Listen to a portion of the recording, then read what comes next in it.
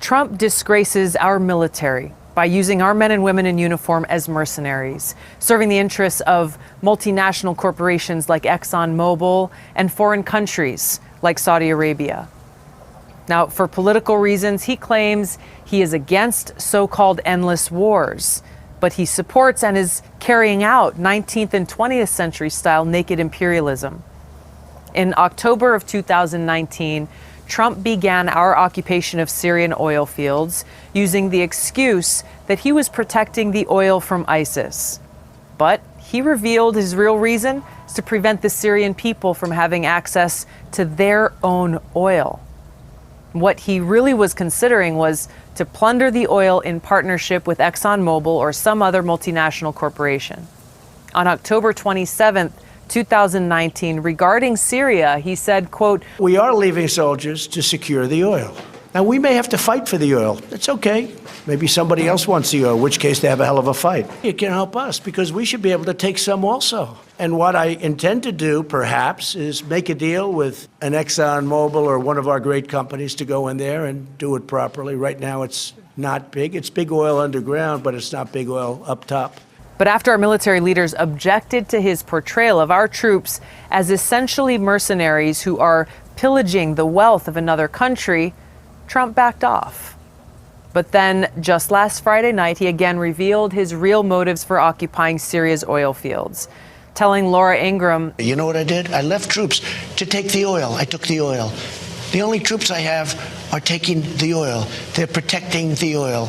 I took over We're taking the oil. We're not taking the oil. Well, maybe we will. Maybe we won't. You're protecting the facility. I don't know. Maybe we should take it. But we have the oil. Right now, the United States has the oil.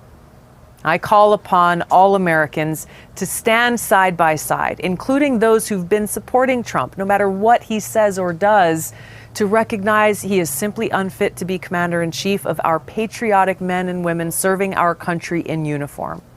He's essentially treating our troops as mercenaries, acting as if he is Napoleon or a king.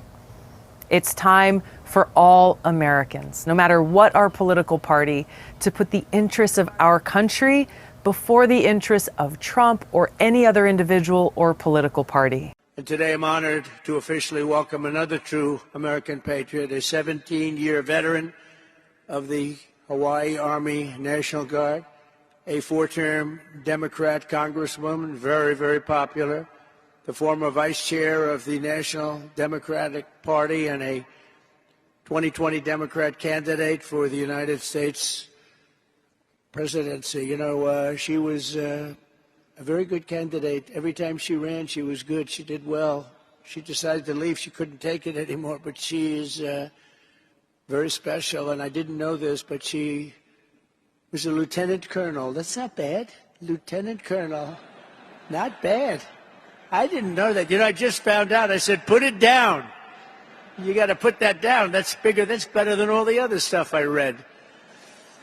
But no, she's a special person. She's got great common sense, great spirit. She loves our country, and she loves the people in this room. Tulsi Gabbard. Tulsi, please.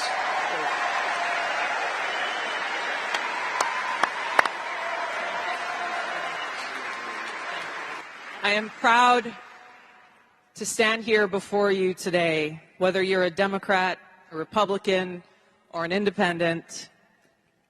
If you love our country, as I do, if you cherish peace and freedom as we do, I invite you to join me in doing all that we can to save our country and elect President Donald J. Trump and send him back to the White House to do the tough work of saving our country and serving the people. Thank you very much. Thank you very much, Mr. President.